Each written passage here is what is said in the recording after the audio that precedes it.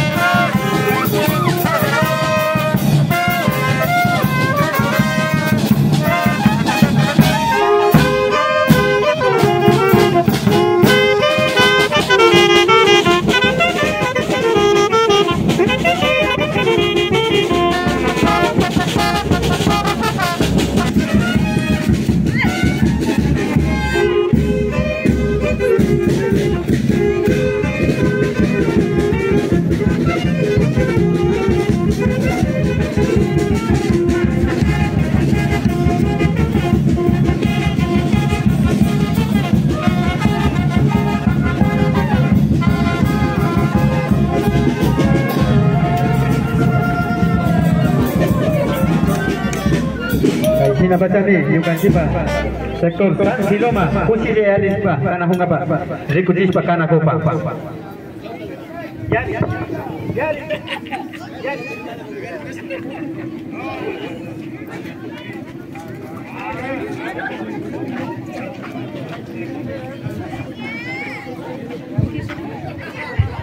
Tukuya kai masamus kaguna alik sita cari paiki nyukanci punja posa chunga pichi kawata kuna mami pakta na mpanchi sinajata nya pata macaya spaka hasta satu raimita me rurana tayo na kapanchi compañero kono kikiwa nyukanci wami apa yushanchi saludos San Siloma.